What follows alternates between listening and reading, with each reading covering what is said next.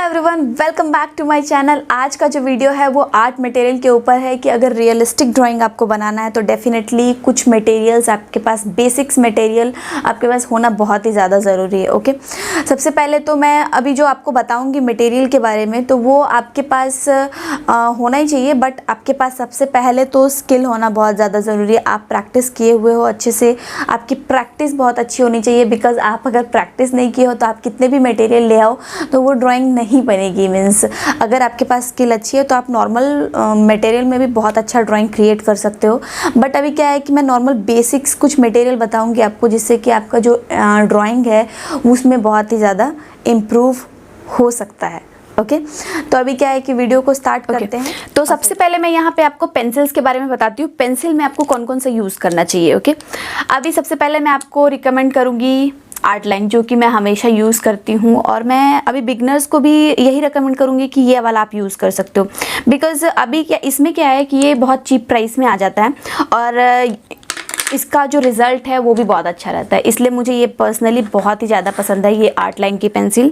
वैसे अगर जिसका बजट ज़्यादा है और रियलिस्टिक ड्राइंग भी चाहिए तो डेफिनेटली मैं स्टेडलर प्रेफर करूँगी, स्टेडलर को बोलूँगी आपको लेने के लिए।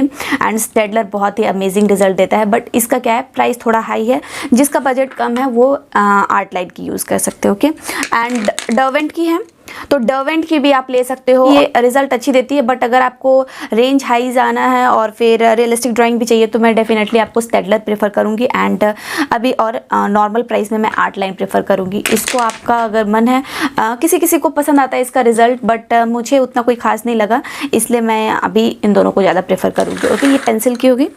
तो पेंसिल में क्या है कि अभी ये ग्रेफाइट पेंसिल हो गई। ओके, अभी चारकोल पेंसिल की अगर बात करें तो चारकोल पेंसिल में मैं हमेशा कैमलिन ही प्रेफर करूँगी, बिकॉज कैमलिन का रिज़ल्ट मुझे बहुत पसंद है। एंड ये नॉर्मल प्राइस में, चीप प्राइस में आ जाता है। एंड इसमें मेरे पास तीनों हैं, बट आप मीडियम, सॉफ्ट एंड हार्ड तीनों हैं। बट अगर आपको सिर्फ सॉफ्ट का पेंसिल मिलता है, सॉफ्ट वाला ही, तो आप डेफिनेटली सॉफ्ट लो, और मीडियम भी मिलता है तो आप ले सकते हो। बट हार्ड का बहुत कम यूज़ होता है, इसलिए मैं इसको, अगर अलग से आपको मिलता है इन दोनों का सेट, तो फिर आप मीडियम और सॉफ्ट को चूज़ कर सकते हो। हार्ड क्या होता है कि वेस्टेज थोड़ा चला जाता है, बहुत कम यूज़ होता है।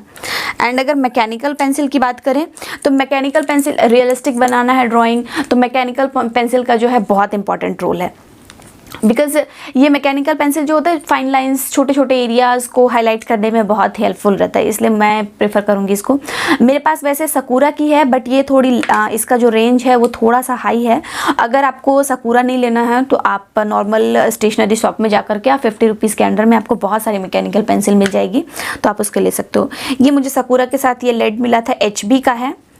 एंड ये मैं अलग से 4B का लेड मंगाई हूँ, जो कि मैं इसमें डाल के यूज़ करती हूँ, और ये बहुत अच्छा 4B का है, बट डार्क बहुत अच्छा देता है, तो इसलिए मुझे ये पर्सनली बहुत पसंद है, इसलिए मैं इसको यूज़ करती हूँ। ओके, एंड अभी वाइट पेंसिल में आ जाते हैं।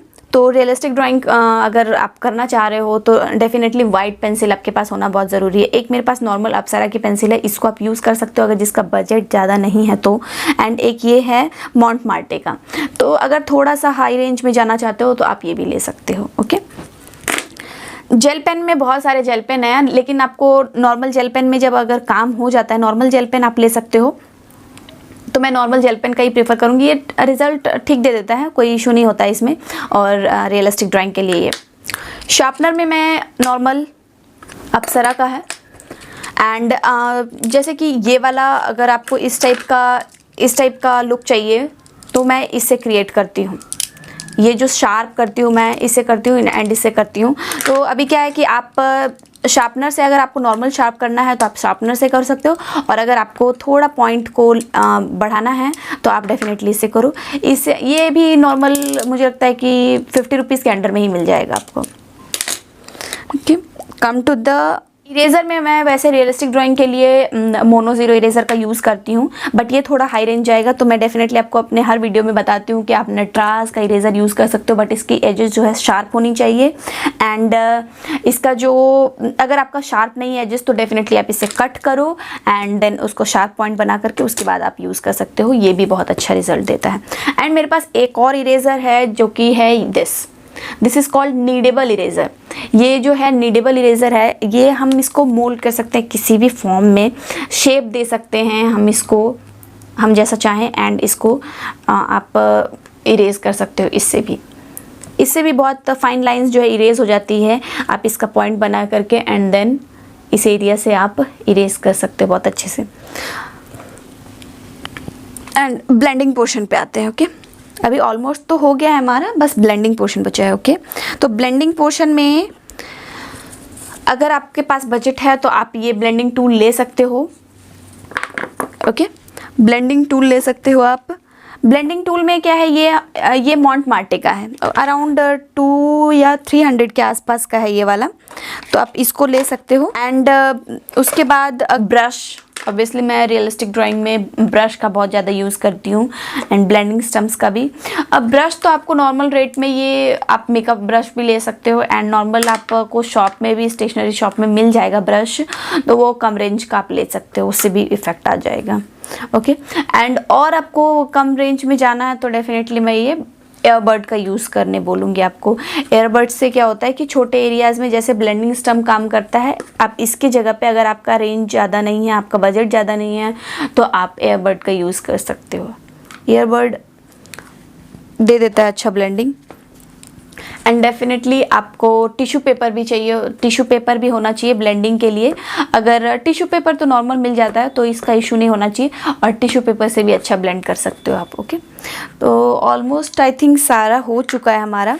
ये ऑलमोस्ट हमारा जो है रियलिस्टिक ड्राइंग बनाने के लिए। ओके, तो अभी मैंने आपको जितना भी आर्ट मटेरियल के बारे में बताया, तो डेफिनेटली आपके पास उसका बेसिक जितना भी मैंने आपको मटेरियल बताया है वो कम से कम आपके पास होना चाहिए, बिकॉज तभी आपका जो है आर्ट वर्क थोड़ा इम्प्रूव करेगा और थोड़ा रियलिस्टिक लुक आएगा उसमें। एंड अभी आपको बहुत ज़्यादा एक्सपेंसिव आर्ट मटेरियल ख़रीदने की ज़रूरत नहीं है, बट हाँ, अगर आपको ख़रीदना है तो आप ख़रीद सकते हो। बट मैंने उन लोगों के लिए भी ऑप्शन दिया है जिनके पास उतना बजट नहीं है और वो बिगनर हैं, तो अभी उनको ये सही भी है कि अगर आप बिगनर हो तो आपको अभी स्टार्टिंग में इतना इन्वेस्ट करने की अपने आर्ट मटेरियल के ऊपर अभी इतना नीड नहीं है। तो ओके, तो अभी मैंने जितना भी बेसिक वाला ऑप्शनल मैंने आपको बताया है, कम से कम आपके पास वो कलेक्शन होना चाहिए आर्ट मटेरियल का, और उससे क्या होगा कि आपका डेफिनेटली आर्ट जो है इम्प्रूव करेगा। एंड अगर आपके पास इसके रिगार्डिंग कोई भी क्वेश्चंस हो, कोई भी कमेंट हो, तो आप मुझे प्लीज़ कमेंट कर सकते हो इन द कमेंट सेक्शन।